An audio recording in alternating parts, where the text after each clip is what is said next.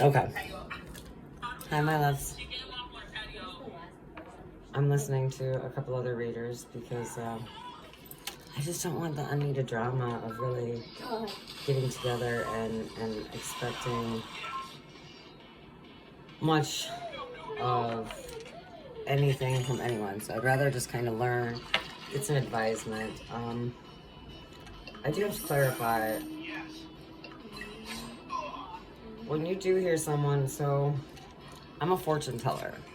I'm not a tarot card reader who's telling you about your place. I'm also not a future seer because everything that I see is always up to subject to change. There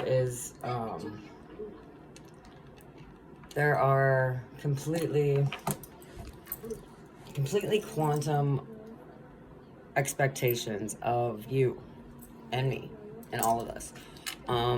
Yeah, we did make contracts. Yeah, we did sign agreements with celestial higher-ups, and we did promise to stay part of the chosen ones, you know. But that's always a subject to change. That's free will. It's probably one of the biggest blessings that we are not held accountable for, or we claim ignorance under. It's very opposite what it should be. So with that in mind, when I read the cards, I don't want you to think that it's a solidified situation. What I do is your ancestors and your spirit guides come through me, and they help you. They help you open up your third eye. They help you see things that whether you do not see, or the things that you're refusing to see. Like, we can actively ignore motherfuckers because we get spam calls every day, and that's actively ignoring something. You don't respond to somebody's message. You wait, you know, for meme worth the time, and then you respond, or you don't respond, and then you come up with some excuse. That's actively ignoring things. And I don't know how many people actively ignore those conversations, but I know quite a few that actively ignore the conversations that they should be having with higher ups and spiritual entities and gods, and God's chosen ones are like now is the time. I don't know if you've ever done something at the 11th hour, but I am I'm the perfectionist of procrastination. And now is the 11th hour, my loves. To my tribes, I call out to all of you on every level. And I know with all those number of people, those like 1111 means something, you know. You guys say that it means love and stuff like that, and serendipity and serenity and supology. I don't know what you guys all think it is. I know that it is the love of my life's initials. I know that it goes like, I shouldn't say that. It has a reason because the angels speak to you through it. So instead of taking my example there, I want you to know that that number means something on a whole lot of levels, I guess. But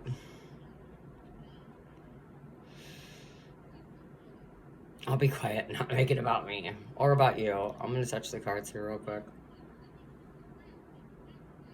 and put on some music for you. So, 2 seconds. Just give me 2 seconds.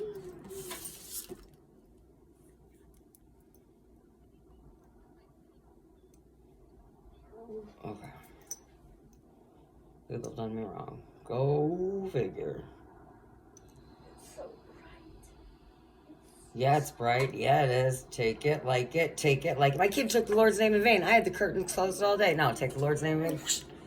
Open it right back up. You want to see the light? I'm going to show you the light. Oh my gosh. Sorry. Oh, thank goodness for switching it up. Okay, I'm going to close the curtain. Okay. I hope everyone's enjoying their weekend. I plan on throwing my kid into the pool at least twice this week. No. Too fucking bad. I'm throwing him in the pool. It'll be fine. You'll learn this one. Oh, look at that. That did save a whole lot of deal. Okay, I love you. Not in front of... Like, did people see you? Okay, thank goodness. No, it's okay. This one. Oh, look at you. Thanks, baby. Oh, you said okay, so wait. Oh, now you're gonna be smart, okay? Oh, crap. There you go. You're the bestest. Okay. I love you. All right, quiet. Briar might stop. Let him know.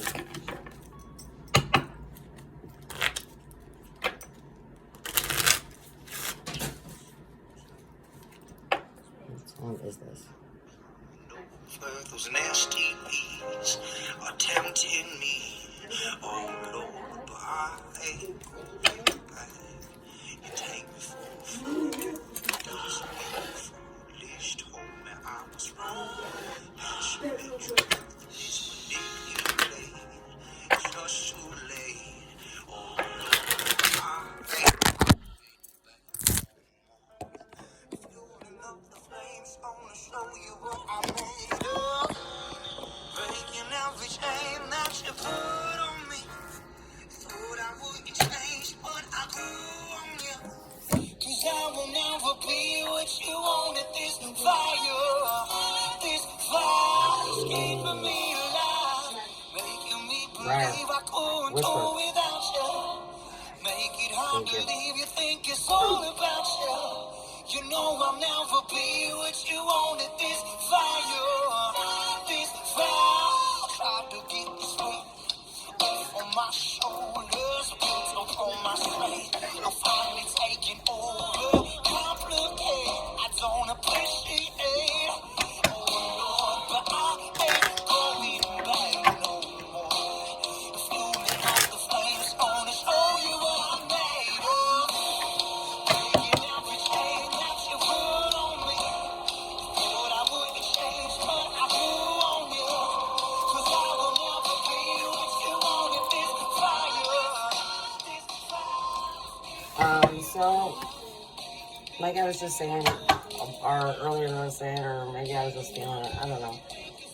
Each day, you should walk with the idea that Christ is right there with you. You know, he's not there to judge you, he's there to be your best friend. Like, he's gonna go through that shit with you. He's the guy saying, alright, let's go, you know? And I know a lot of people probably don't have that perspective of it, but I mean, I'm just saying it's a new one. Think about him as your, like, your bestie, your bromance. Like, honestly, in every Eminem song, Jesus loves that stuff.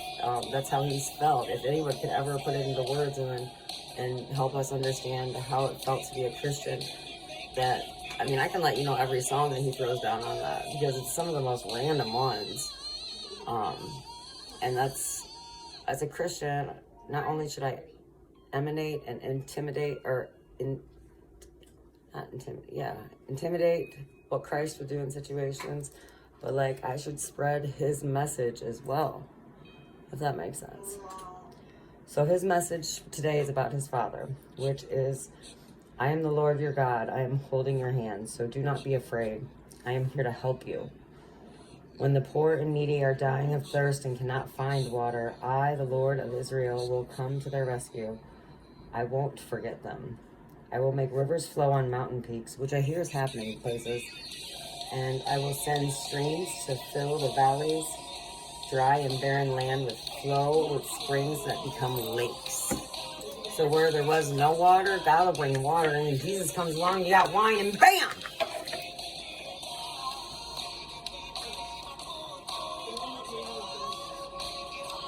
That was Psalms 107, 1. So, that was the word. Now that you heard, let's see what the spirits and the ancestors have to say.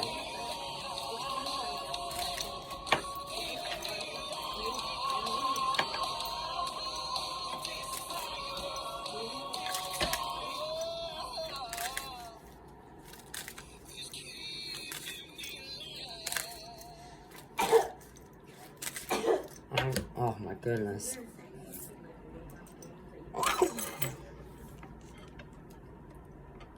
Let's see.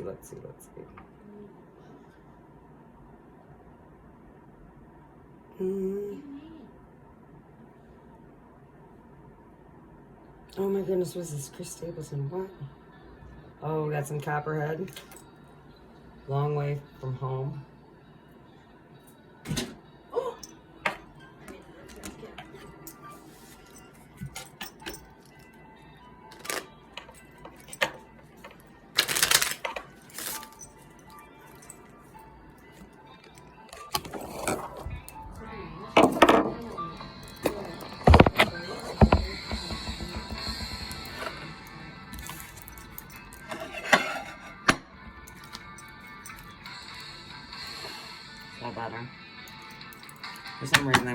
house in this picture today. And if you don't know me, you don't know how important it is to me. But just know that I don't show this thing to everybody. Actually, I show it to everybody. I just don't like... I don't put anyone's vibes on it. I don't share well with this, that's for sure. Show it off, but I don't share well with it. As you can see, I keep on procrastinating, of course. I keep on shuffling them in a way that the spirits can't talk to me. It's like fast forwarding through your videos to your favorite movie. Fast forward, fast forward. Only the OGs will get that stuff. Maybe a couple of pups.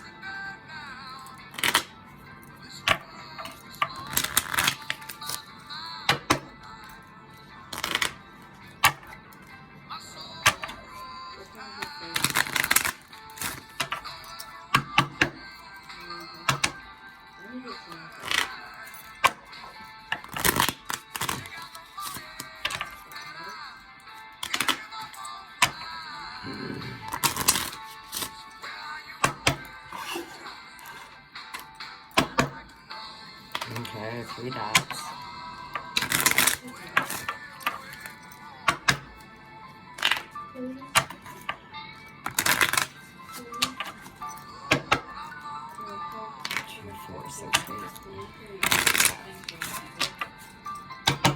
I'm not being a cheerleader. I'm making sure that I'm confirming with the spirits on whatever.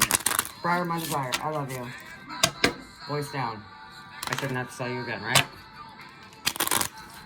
I got a nice romantic book of war letters from World War II from loved ones. You want to read that instead?